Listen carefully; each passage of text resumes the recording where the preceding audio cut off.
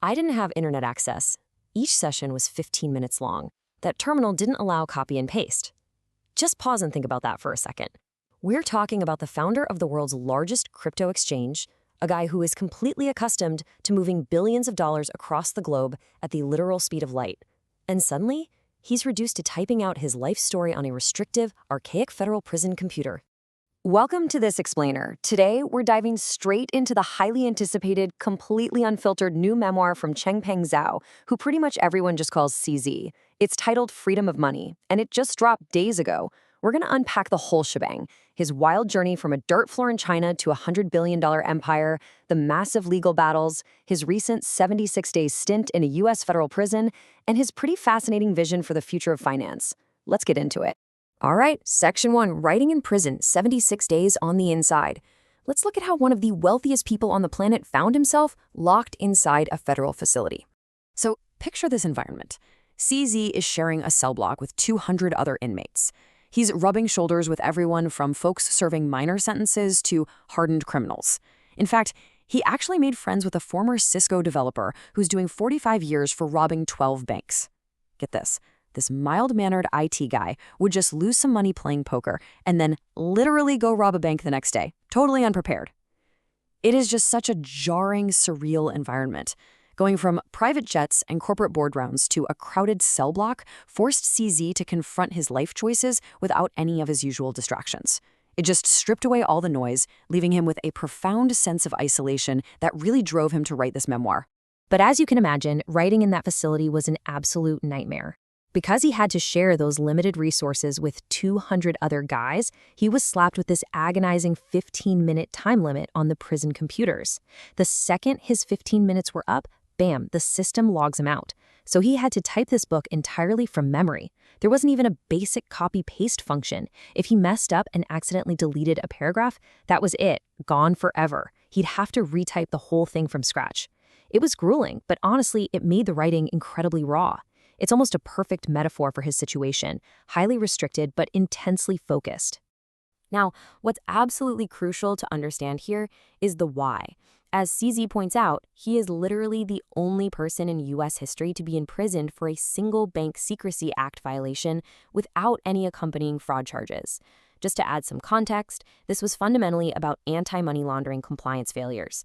Binance just grew so fast that its compliance systems couldn't keep up.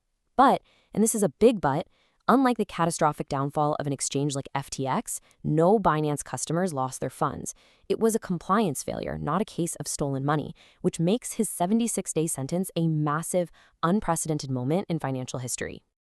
Moving right along to Section 2, Building the Binance Empire, from a dirt floor to $100 billion. To really grasp the fall, you gotta see the sheer velocity of his rise. Talk about a roller coaster timeline. He grew up in rural China in a house with a dirt floor and zero running water. His family moves to Canada, where he's working the night shift at gas stations and flipping burgers. Fast forward a bit, he discovers Bitcoin during a casual poker game and has so much conviction that he literally sells his apartment to go all in. In 2017, he founds Binance, and in under 180 days, less than 6 months, it becomes the #1 crypto exchange on the planet. It scales up to an unbelievable 300 million users worldwide. But of course, that unprecedented scale brought immense regulatory heat, culminating in 2023 with a massive $4.3 billion settlement with the Department of Justice. So looking back at all of that, what's his biggest regret? Well, CZ admits his greatest business mistake was failing to completely separate U.S. and global users from day one. In hindsight, he says if he had just blocked U.S. users entirely from the get-go, Binance would have still been wildly profitable, and he would have completely dodged the multi-billion-dollar DOJ settlement and, federal prison. It's a massive what-if that clearly weighs on him heavily. Which brings us to Section 3, the billion-dollar feud. Old rivals, new drama. Because the release of this book didn't just offer reflection, it totally reignited a decade-old clash. Here's where it gets really juicy. We're talking about an intense dispute between CZ and OKX CEO Star Zhu over a 2015 contract regarding the Bitcoin.com domain. Star Zhu claims CZ altered the contract to add a 6-month termination clause, and he cites a 2015 notarized video of an accountant's QQ chat logs as proof. Meanwhile, CZ's Memoir firmly fires back, claiming his account was actually compromised by an employee at the time. He basically frames the whole thing as a coordinated hit job by old rivals to ruin his reputation. It's a classic he said, she said that's been thrown right back into the spotlight. And Star Zhu did not hold back. He immediately took to X and said, after spending 4 months in prison, he continues to make false statements to the world. All I can say is, a habitual liar never changes their nature.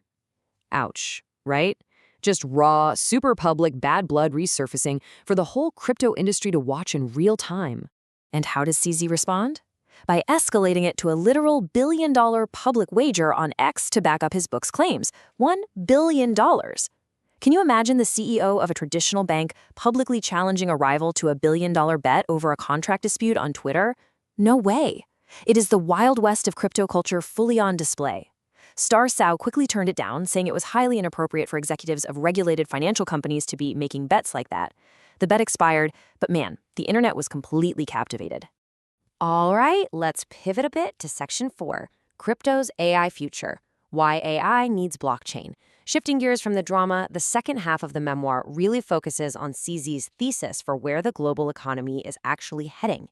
So CZ lays out this totally fascinating prediction. He believes AI agents will very soon represent humans in global commerce. It won't just be a chatbot. It'll be an AI representing you, buying a digital service from an AI representing someone else in a completely different country. These agents are going to need to transact instantly, 24/7, across borders. And traditional fiat systems, they're just way too restrictive. Think about it. Banks close on weekends, cross-border wires take days, the fees are huge. If an AI needs to pay a fraction of a cent for a microservice instantly, fiat architecture literally cannot process that. So, CZ argues that decentralized crypto networks, specifically things like Bitcoin Layer 2s, are going to become the mandatory, frictionless settlement layer for this multi-trillion-dollar AI economy. Which leads us to our final part, Section 5, the philosophy of wealth, life after Binance. Let's look at how a guy who has touched the absolute peak of global wealth views money today. So even after stepping down as Binance CEO and doing his time, an overwhelming 85% of CZ's mental energy is still fiercely dedicated to blockchain and crypto. He genuinely sees it as the ultimate tool for human freedom. That remaining 15%, that's a highly focused slice dedicated to quality time with his family, plus some cool new investments in biotech, AI, and his new educational platform, Giggle Academy. And when it comes to his kids, he's actually taken a page right out of Warren Buffett's playbook.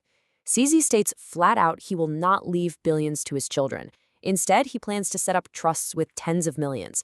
The idea is to give them enough money to do anything, but not enough to do nothing. If they want the sports cars and the mansions, they have to earn those luxury items themselves to stay hungry and motivated. He's really putting his money where his mouth is, too, donating 100% of his book royalties straight to charity. But here is honestly one of the most profound takeaways from the whole memoir. He calls it the $50 million cap. CZ argues, both mathematically and philosophically, that any wealth beyond $50 million provides exactly zero additional happiness. Chasing money past that, thinking that hitting 100 or 200 million will finally make you happy, he says it's literally a mathematical dead end for human joy. So I'm going to leave you with this question. If one of the richest men in the world, a guy who built a massive global empire but lost his physical freedom in the process, realizes that wealth over $50 million provides zero extra happiness, how does that alter your own relationship with ambition, with time, and with money? Keep learning, stay focused, and we'll catch you in the next explainer.